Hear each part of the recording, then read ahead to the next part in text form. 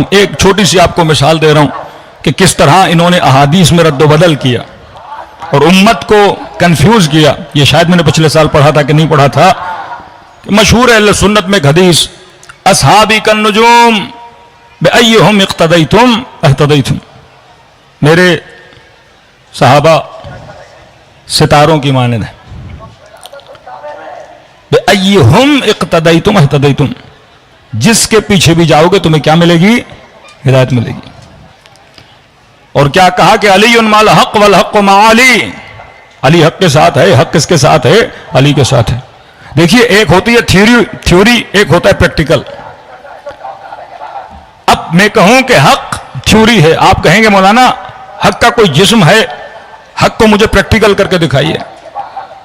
तो कहा कि यह न देखना हक कहां जा रहा है, यह न देखना कि हक की थ्योरी कहां जा रही है, यह देखना कि अली कहां जा रहे हैं। अमीरुल मोमिनीन है, लिबास हक, जामे हक, कि मसलन कुरान को नेज़ों पे बुलंद किया कि ला हुक्म इल्लल्लाह, ये नारा हक का है कि नहीं? थ्योरी है कि अल्लाह के अलावा कोई हुक्म नहीं चलेगा, नारा है, थ्योरी है। अब सवाल यह है, कभी इस थ्योरी को मैं उठाता हूं, कभी फला उठाते हैं, कभी फला उठाते हैं। अब हमें कैसे समझ में आए कि हक क्या है, बातिल क्या है? दो लफ्ज हैं, एक है मुजमल, एक है मुबय्यन। मसलन कहा कि ला तक़रबुस सला, नमाज के करीब ना हो। अब अगर आपने पहला जुमला सुना, यह मुजमल है, अब सारी उम्मत कहे कि हम नमाज के करीब नहीं आएंगे। अगले जुमले में उसकी तबयीन की, वह अंतुम सुकारा, जब नशे की आलम में हो या नशे में हो तो फिर नमाज के करीब ना आना, लेकिन अगर नशे में नहीं हो तो नमाज पढ़ सकते हो, कोई ऐब नहीं है। पहला जुमला मुजमल, दूसरा जुमला उस मुजमल चीज को क्या कर रहा है, उसकी तबयीन कर रहा है। यहां कहा कि मैं अल्लाह वली, मेरा रसूल वली, तीसरा वो वली जो हालत रुकू में ज़कात देता हुआ नजर आ जाए। अगर खुदा सिर्फ ये कहता तीसरा वली, लेकिन उसकी तबयीन की खुदा ने, वो वली जो हालत रुकू में ज़कात देता हुआ नजर आ जाए, निशानियां बताएं, उसकी तबयीन की परवरदिगार आलम ने।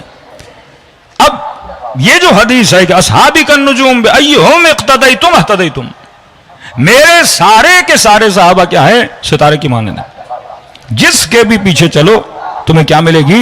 हिदायत मिलेगी। हदफ है हिदायत। रास्ता कौन बतलाएंगे? कहा कि ये सारे सितारे हैं, ये तुझे रास्ता बताएंगे। हिदायत का नतीजा है जन्नत, जिसकी दुआ शिया सुन्नी अहले हदीस, जो बंदा नमाज पढ़ता है वो नमाज में कहता है इहदिनस सिरातल मुस्तकीम, खुदा हमें क्या दे? हिदायत दे। हदफ हिदायत। और फरमाया हिदायत तक पहुंचाने वाले कौन? ये मेरे असहाब जो सितारों की तरह हैं। कितने असहाब? सिफात असहाब का नहीं, जिसने रसूल को देखा वो सहाबी है। कितने हैं? का 1 लाख से ज्यादा। तो मैं जवानों को थोड़ी मिसाल देकर समझा रहा हूं। मसलन आपने कराची से जाना है हैदराबाद, और यहां पे 100 गाड़ियां खड़ी हैं। आपने कहा मौलाना हैदराबाद जाना है, किस गाड़ी को फॉलो करूं ताकि हैदराबाद पहुंचूं, मुझे रास्ता नहीं पता। और मैंने कह दिया कि 100 की 100 गाड़ियां हैदराबाद जा रही हैं, इनमें से किसी के पीछे भी जाओगे हैदराबाद पहुंच जाओगे।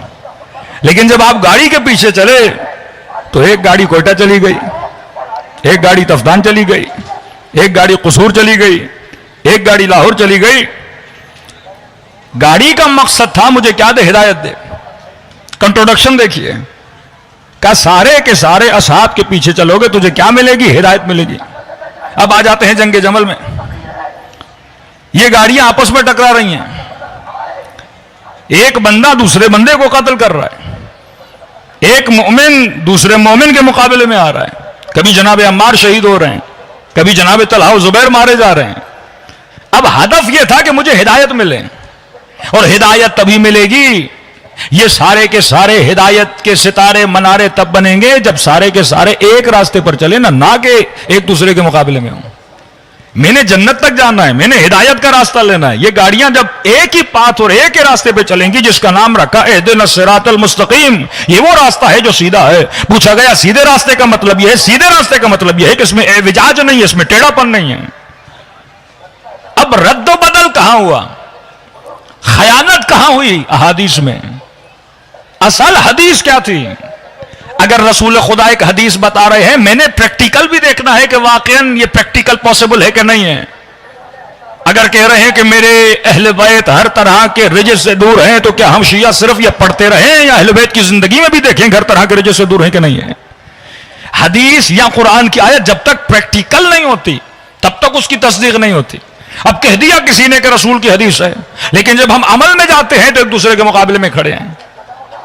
एक सहाबी दूसरे सहाबी को दीन से खारिज समझ रहा है। असहाब रद्दा एक पूरा बाब है, वो असहाब जो इर्तदाद के शामिल हुए, जैसे मालिक इब्न नुमैरा को कहा कि ये दीन से खारिज हो गया लिहाजा हमने कत्ल कर दिया। जो खलीफे के मुकाबले में आ गया वो दीन से खारिज हो गया। खवारिज में कितने लोग थे, असहाब हुर्रा में कितने लोग थे जिनको बोला गया ये दीन से खारिज हो गए। खुद इमाम हुसैन करिए इन्होंने लिखा कि लिहाजा बिल्लाह हुसैन इब्न अली दीन से खारिज हो गए। तभी जब लश्कर शाम में आता है तो कहते हैं ये खारिजियों का लश्कर है या बागियों का लश्कर है। जब एक दूसरे के मुकाबले में आ गए मतलब बात एक नहीं है। खयानत कहां पे हुई? हदीस क्या थी? इन्होंने सिर्फ एक लफ्ज बदला, हदीस पूरी सही है। असहाबी का नजूम अय्युहुम इह्तदैतुम इक्तदैतुम, एक थ्योरी बनी ना। अब इस थ्योरी को मैं अगर प्रैक्टिकल तारीख के आईने में उतारता हूं तो ये पूरी नहीं उतरती। कि अहले सुन्नत के इतने बड़े आलिम दीन ताहिरुल कादरी साहब फरमाते हैं अपने लोगों को, हमने आज तक ऐसी तालीम नहीं दी, हम कहते हैं पढ़ो तारीख से इबरत सीखो, कुरान पढ़ो इबरत सीखो। वअतबरू या उलिल अलबाब, ऐ साहिबान लुब, ऐ साहिबान मगज, कुरान के किस्सों से कुरान की आयतों से इबरत लो। कुरान मुर्दों पे पढ़ने के लिए नहीं है, मुर्दा चला गया। कुरान इसलिए है ताकि इबरत सीखो। कुरान जिंदों के लिए है, मुर्दों के लिए नहीं है। लेकिन आज हमने कुरान और सूरह रहमान को सिर्फ अपने मुर्दों के लिए रख दिया है। फरमा नहीं, कुरान मुर्दा रूहों को जिंदा करने का नाम है। कुरान मुर्दा फिक्र को बेदार करने का नाम है। जिस तरह करबला इंसानी फिक्र को बेदार करने का नाम है, इसी तरह कुरान फिक्र को बेदार करता है। अब परवरदिगार आलम जब इंसान को हिदायत देना चाहता है, अब सवाल यह है कहां पे रद्दो बदल हुआ? हदीस क्या थी? एक लफ्ज सिर्फ बदला। हदीस ये थी कि अहलु बैती कन नुजूम बिअय्युहुम इक्तदैतुम इह्तदैतुम, मेरे अहलु बैत सितारों की तरह हैं, जिसकी भी इक्तदा करोगे तुझे क्या मिलेगी? हिदायत मिलेगी। अब दोनों थ्योरीज हैं, असहाब सितारों की तरह हैं, जिसके भी पीछे जाओ हिदायत मिलेगी। एक थ्योरी है कि मेरे अहले बैत सितारों की तरह हैं, जिसके पीछे भी जाओ हिदायत मिलेगी। तो ये तब हिदायत के सितारे बनेंगे जब इनका आपस में कोई कंट्रोडिक्शन न हो, आपस में कोई लड़ाई ना हो। आप 12 इमामों को उठा लें, कभी नहीं मिलता कोई इमाम किसी से लड़ा हो। इमाम हसन जब सुलह करते हैं तो लोग आते इमाम हुसैन के पास, क्या है फर्जंद अली तुम तलवार उठाओ हम आपका साथ देंगे। तो इमाम हुसैन क्या फरमाते हैं? फरमाते हैं हसन जिस तरह तुम्हारा इमाम है इसी तरह हुसैन का भी इमाम है। जो हसन के जमाने में हुसैन ने, अगर इमाम हुसैन मौला हसन के जमाने में होते वही करते जो इमाम हसन ने किया।